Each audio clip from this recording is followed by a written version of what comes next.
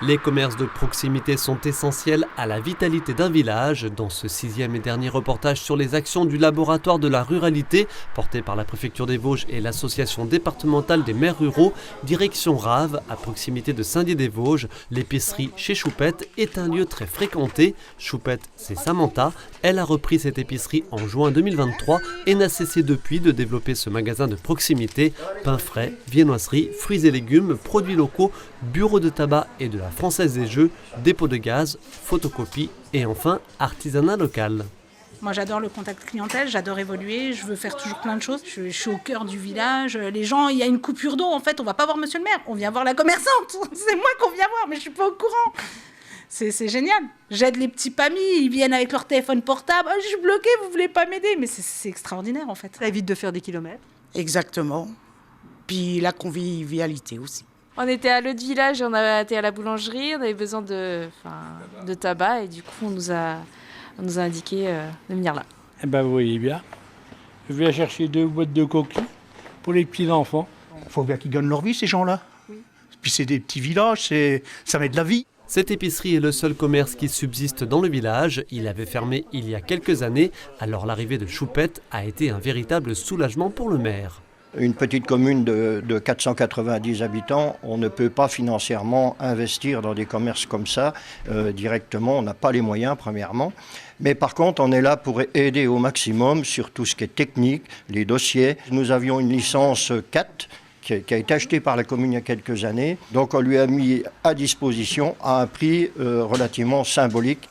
Aussitôt dit, aussitôt fait, un petit café-bar a été aménagé dans l'épicerie avec un investissement personnel de 70 000 €, des aides de la communauté d'agglomération de Saint-Dié, de l'État et de l'Europe. Celle qui, enfant, adorait jouer à la dinette a réalisé en grand son rêve de petite fille et participe désormais activement au quotidien des habitants de Raves.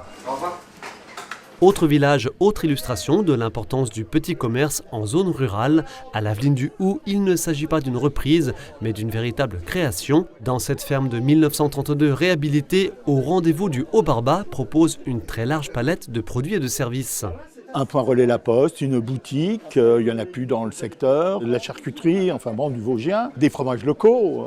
On a réimporté une licence 4 dans la vallée où il y en avait plus. Et un programme d'activités, des événements, en particulier des événements culturels que l'on veut ramener. Et puis une cantine du territoire pour permettre de trouver du bon à pas cher.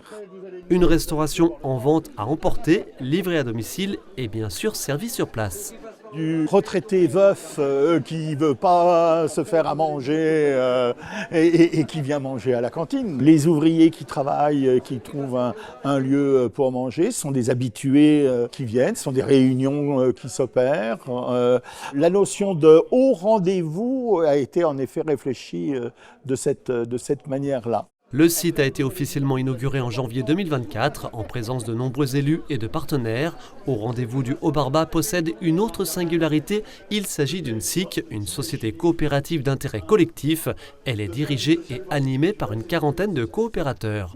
Il faut un chef de file, une idée et beaucoup de ténacité pour faire comprendre que, encore une fois, l'investissement c'est une chose, mais après, il faut que le fonctionnement suive. Ça veut dire que les gens soient motivés, pas à l'espace d'un instant, mais soient motivés dans la longueur. C'est un autre format, mais pour moi qui représente l'État, c'est une image de tout ce qui peut se faire dans les territoires et qu'on soutient. Donc ça c'est clair, la cohésion du territoire sous différentes dimensions.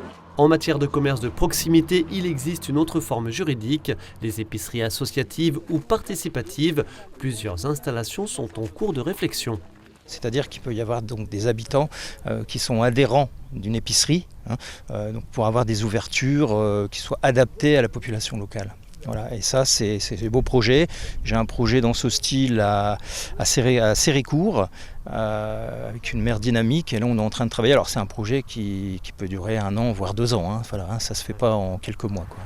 Une innovation parmi d'autres, encouragée et accompagnée par le laboratoire de la ruralité, avec dans ce domaine comme en matière de mobilité, d'habitat, de culture ou encore d'aménagement du territoire, l'ambition d'expérimenter en faveur du dynamisme des zones rurales, expérimenter, voire dupliquer, dans les Vosges ou ailleurs en France.